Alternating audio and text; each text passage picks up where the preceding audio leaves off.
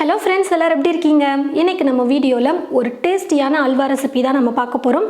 அதாவது கல்யாண வீட்டு அல்வா.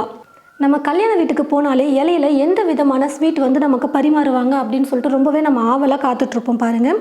இன்றைக்கு நல்ல ஒரு டேஸ்டியான அந்த மாதிரி ரொம்ப ஆவலோடு நம்ம காத்துட்ருக்கக்கூடிய அளவுக்கு ஒரு சூப்பரான ஸ்வீட் தான் நம்ம பார்க்க போகிறோம். அதாவது பிரெட் அல்வா எப்படி செய்கிறதுன்னு பார்க்க போகிறோம். கண்டிப்பாக இந்த வீடியோ பார்த்துட்டு நீங்கள் இதே மாதிரி செஞ்சீங்கன்னா உங்களுக்கு ரொம்பவே டேஸ்டியாக பிரெட் அல்வா கிடைக்கும். வாங்க இப்போ கல்யாண வீட்டில் நமக்கு எப்படி பிரெட் அல்வா நல்லா டேஸ்டியாக சூப்பராக கிடைக்குமோ அதே டேஸ்ட்டில் நம்ம இப்போ வீட்லேயே எப்படி செய்கிறதுன்னு பார்க்கலாம். நான் பார்த்தீங்கன்னா 15 பிரெட் எடுத்து வச்சுருக்கேன். நான் எடுத்துருக்கிற பிரெட் பார்த்தீங்கன்னா ஸ்வீட் பிரெட் தான். அது பிரெட்டோடைய ஓரங்களை முதல்ல இப்படி நம்ம கட் பண்ணி எடுத்துக்கலாம். 4 பக்கமும் கட் பண்ணி எடுத்துடலாம்.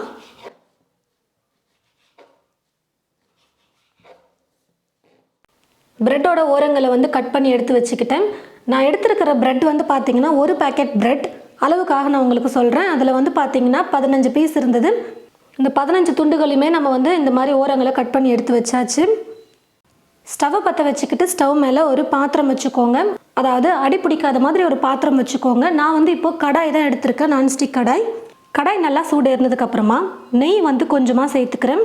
ஒரு 2-3 ஸ்பூன் அளவுக்கு சேர்த்தா போதும். இந்த நெய்யில் இப்போ பார்த்தீங்கன்னா முந்திரியை சேர்த்து வறுத்து எடுத்துக்கலாம். நல்லா ஒரு 1.5 கைப்பிடி அளவுக்கு முந்திரி சேர்த்துக்கிறேன்.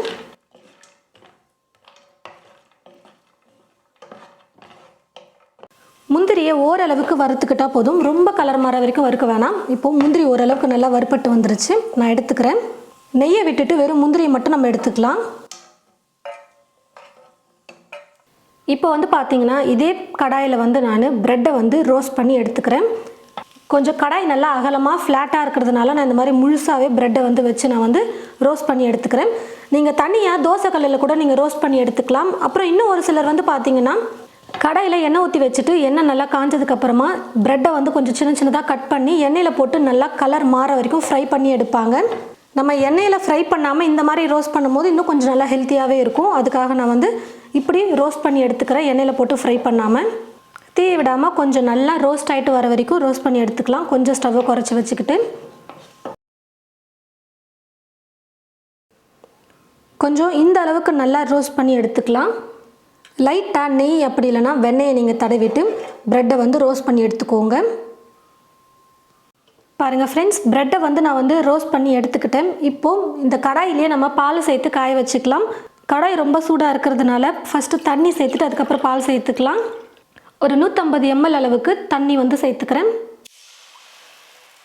பால் பார்த்தீங்கன்னா 1/2 லிட்டர் பால் நான் எடுத்து வச்சுருக்கேன். இப்போ இந்த 1/2 லிட்டர் பாலையும் சேர்த்துக்கிறேன். மொத்தமாக நான் கிட்டத்தட்ட ஒரு 650 ml அளவுக்கு பால் தண்ணி சேர்த்துருக்கேன். நீங்கள் பால் பிடிக்கலன்னா வெறும் தண்ணி கூட சேர்த்துக்கலாம்.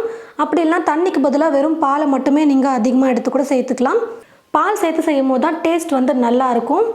பால் நல்லா கொதிக்கட்டும். நம்ம சேர்த்துருக்கிற பால் பச்சை பால் அப்படிங்கிறதுனால நல்லா கொதிக்கட்டும்.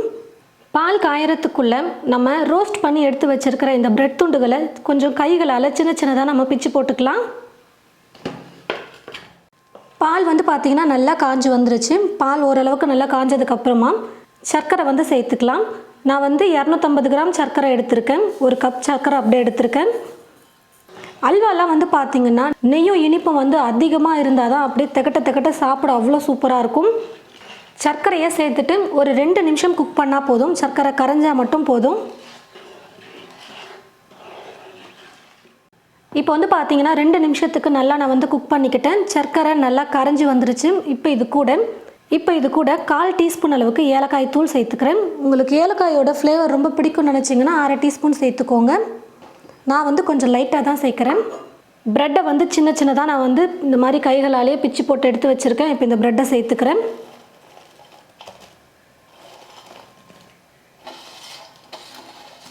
ஸ்டவ்வை குறைச்சி வச்சுக்கிட்டு ப்ரெட் துண்டுகளை நல்லா இப்படி பாலில் ப்ரெஸ் பண்ணி விட்டுருங்க. நல்லா ஊறி வரணும். நல்லா எந்த அளவுக்கு ஊறுதோ அப்போ தான் நம்ம கலந்து கொடுக்கும்போது ப்ரெட் நல்லா குழஞ்சி அல்வா சாப்பிட்றதுக்கு நல்லாயிருக்கும்.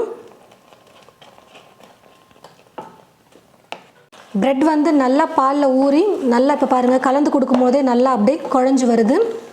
இருக்கிற பால் தண்ணி எல்லாமே நல்லா ட்ரை ஆகணும். அல்வா நல்லா கெட்டியான பதத்துக்கு வரணும். அது வரைக்கும் நம்ம நல்லா குக் பண்ணிக்கலாம்.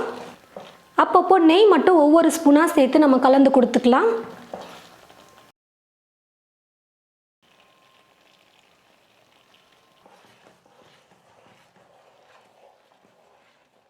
பாருங்கள் ஃப்ரெண்ட்ஸ், எந்த அளவுக்கு நல்லா இலக்கமாக இருந்துச்சு அல்வா பார்க்குறதுக்கு. இப்போ நல்லா குக் ஆகி நல்லா கெட்டியாக வந்து நான் வந்து குக் பண்ணி எடுத்துக்கிட்டேன்.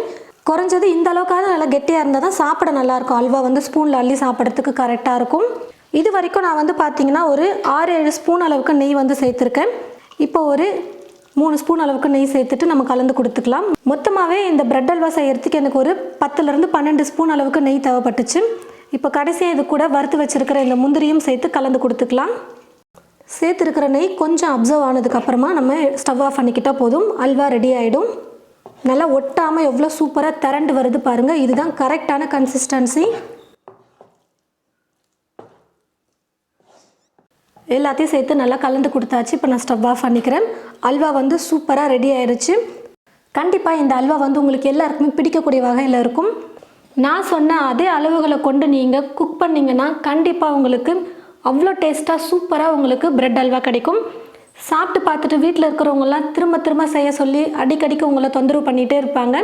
அந்த அளவுக்கு எல்லாருக்கும் ரொம்ப பிடிக்கக்கூடிய வகையில் இந்த அல்வா இருக்கும். இனிப்பு வந்து பார்த்திங்கன்னா நான் ஏற்கனவே சொன்ன மாதிரி அல்வான்னு சொன்னாலே ரொம்ப இனிப்பு அப்படி தகட்டுற மாதிரி இருக்கும் பாருங்கள். அது மாதிரி நான் வந்து சேர்த்துருக்கேன். ஒருவேளை உங்களுக்கு இனிப்பு கொஞ்சம் கம்மியாக இருந்தால் நல்லாயிருக்கும்னு நினச்சிங்கன்னா 200 கிராம் சர்க்கரை சேர்த்துக்கோங்க. அல்வா வந்து பார்த்திங்கன்னா இந்த மாதிரி ஸ்பூனில் எடுக்கும்போது நல்லா ஒட்டாமல் சூப்பராக இந்த மாதிரி பிளேட்டில் கூட ஒட்டாமல் எவ்வளோ அழகாக வருது பாருங்கள். கரெக்டான கன்சிஸ்டன்சியில் நம்ம குக் பண்ணியிருக்கோம். இந்த மாதிரி தான் நம்ம இலையில அல்வாவை வைக்கும்பொழுது அந்த இலையில ஒட்டவே ஒட்டாமல் அவ்வளோ அழகாக சூப்பராக வரும். நமக்கு கையில் எடுத்து சாப்பிட்றதுக்கு அல்வா நல்லா கரெக்டான பக்குவத்தில் நம்ம அல்வாவை வந்து குக் பண்ணி எடுத்துருக்கோம். இதே மாதிரி நீங்கள் செஞ்சு பாருங்கள். செஞ்சு பார்த்துட்டு எப்படி இருக்குன்னு சொல்லிட்டு மறக்காமல் கமெண்ட் பாக்ஸில் வந்து கமெண்ட் பண்ணுங்கள். இந்த வீடியோவை மற்றவங்களுக்கும் ஷேர் பண்ணுங்கள். இது போல் நிறைய ரெசிபீஸ் பார்க்க தமிழ் ஃபுட் மசாலா சேனலை மறக்காமல் சப்ஸ்கிரைப் பண்ணிக்கோங்க. கூடவே பக்கத்தில் இருக்கிற பெல் ஐக்கானை கிளிக் பண்ண மறந்துடாதீங்க. தேங்க்யூ.